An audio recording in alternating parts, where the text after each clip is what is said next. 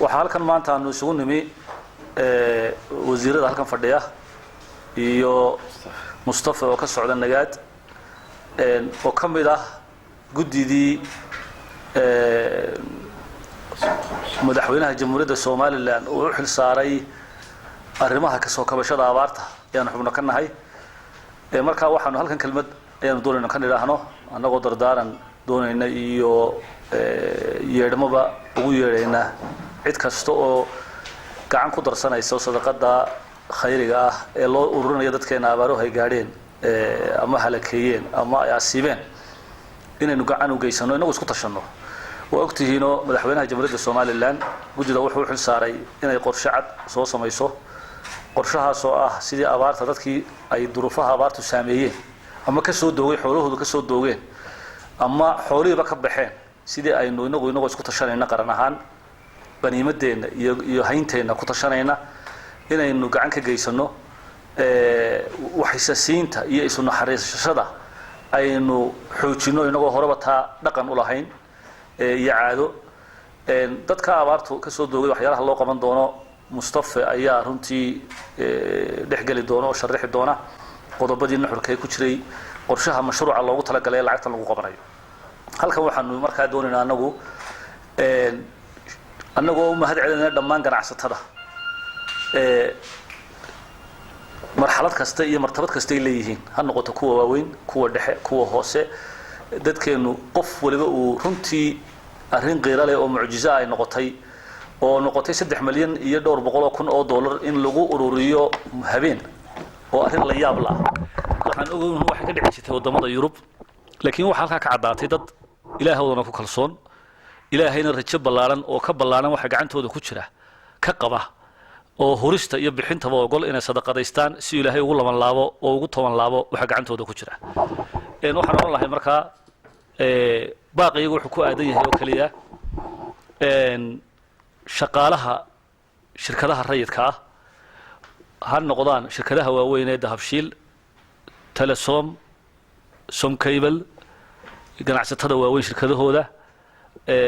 ha noqoto Omar iyo shirkadaha kale oo dhan la ka tirin karaa dhamaantood aanu baaqa u dirayno shaqaalahooda maaha company-ga laftiisa iyo mas'uulka leh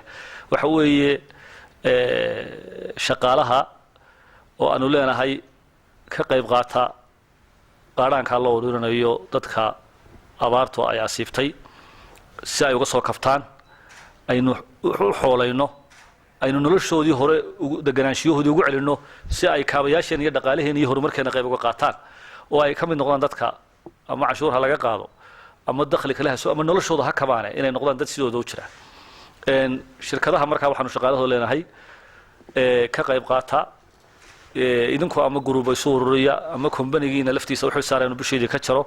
ama sifa kale oo sameeyo oo u kaca dadkeena u kaca aan isu naxariisano waxa weeye isu naxariista samada halay ka naxariistee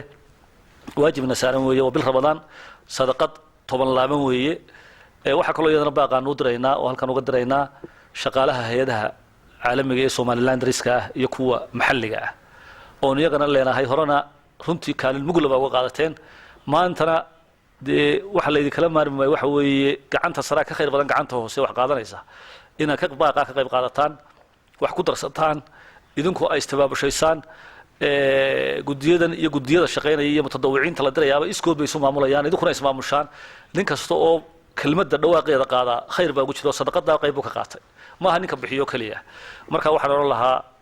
dhammaantiin on dardaaraynaa inay isugu tagtaan oo abaaqa ah ina janno adduunka maanta ilaahay gacantiina soo galiya wax kaga badalataan ilaahay oo ama wanaagsan ilaahay ama haysaan oo ilaahay kula baayacay mushtareysaan waxa haysataan oo dadkiina wax tartaan oo sawaab iyo abaal iyo jazaa'i fiicana oo abaalkeeduna janno aynu reejeynayno insha Allah ilaahay nagu bedelo dhamaanteen aan ka wada qaado qeynana leeyahay qaybaheena bulshada oo dhan anaga baaqayo gaar wuxuu ugu aadan yahay waxa weeye labada qaybood shaqaalaha rayidka ee shirkadaha shirkada doonaan haw shaqeeya mid hoose mid dhexe iyo mid saraba iyo mid weynba iyo shaqaalaha hay'adaha maxalliga ah iyo kuwa caalamiga ah ee Soomaaliland riska ah waxaan rajaynayaa baaqaasi in Ilaahay subhanahu wa ta'ala oo aqligiina ku weeleeyo dhawaaqaasina noqdo midaas naxariis lagu soo jawaabtaan waa naftaada ka qaad oo u qaad weeye waxa weeye ilaahay waajibaadka isugu ka naxariisay roobku waa inoo badanaya markaynu isu naxariisano naxariista ilaahay way inoo badanaysaa yarhamu fil ardi yarhamukum man fis sama ilaahay subhanahu wa ta'ala samada joogtana way inoo naxariisanaysaa markaynu inaguna isu naxariisanayno waxaysa siino inuu waxaysu horeekeena waanaynu dhaqankaana waynu leenahay adduunka oo dhan way nagu majiranaya mucjisay noqotay abaal badanna akhriya adduunba waa helaysaan waana idin mahad celinaa mar kale iyo mar saddexaad waxaan leenahay Ramadaan Kariim arrinta waxaan rajaynaynaa inaad jawaab wanaagsan ka soo bixin doontaan gudidana la soo xiriiri doontaan biidnillaahi tacaala accountiska iyo waxaana waa la soo xiriiray qoraalo kale waa la soo gudbinayaa shirkadihiina la idinku soo hagaajinayaa maamulkooda iyo hogaankooda oo runtii iyaguna kaalin mugle ka qaatay arrintan oo aan u jixin mar walba u dhabar adeega dhawaaqa iyo baaqa xukuumadooda iyo dadkooduba ay ugu yeedhaan ilaahay iyagana waxaanu leenahay cid kastoo ka qayb qaadatay oo dhawaaqii hore ka qayb qaadatay abaal aan duugoobin oo daa'ima oo maalinta ilaahay la hortaagayan harkiisa ma har kale jirin wax weyn u tara ayaanu ilaahay idinka baryaynaa biidnillaahi tacaala wasalaamu calaykum waraxmatullah بسم الله الرحمن الرحيم الحمد لله رب العالمين والصلاة والسلام على رسول الله صلى الله عليه وسلم waxaan ku jirnaa bil Ramadaan oo bil aad u khayr badan waliba 10kii horeeyay baynu ku jirnaa oo 10kii raxmadda ilaahay naga dhigo kuwii uu naxariisto dhamaanteen muxuu ahaa gudidu waxa ay diyaarisay qorshe aad u ballaaran oo la doonayo inaynu ku taakulayno dadka abaar u saameeyeen sidoo kalena aynu kaga gaashaamano inay abaar dambe haddii ilaahay yiraahdo ay sidoo kale inoo halakayso qorshahaasi wuxuu ka kooban yahay 6 maxsuul ama 6 madax oo waaweyn buu ka kooban yahay maxsuulka koowaad waxa weeyaan in dib loo celiyo 20,000 oo qoys oo ku barakacay abaartii marka dib u dejin loo sameeyo deegaanadoodina lagu celiyo haddii ilaahay yiraahdo maxsuulka labaad waxa weeyaan in 10,000 oo qoys la xooleeyo oo loo iibiyo xoolo marka 10,000 oo qoys waxay noqonayaan 10,000 oo qoys oo ay ka dhamaadeen xoolihii oo aan xataa siir haysanin xoolaha meel kale laga dooni maayo ee waxa laga iibinayaa uun dadkeena wax u hadheen marka 20,000 oo qoys baa ka faa'iideysanaya 10,000 lacag bay qaadanayaan 10,000 haddii ilaahay yiraahdo xoolo ay helayaan waxa mashruuca kamida maxsuulka saddexaad yahay in 25 ceelo dhaadheer iyo 20 dhaam oo waaweyn laga sameeyo meelaha biyaha ama baahida biyaha ugu badan ee ka jirta wadanka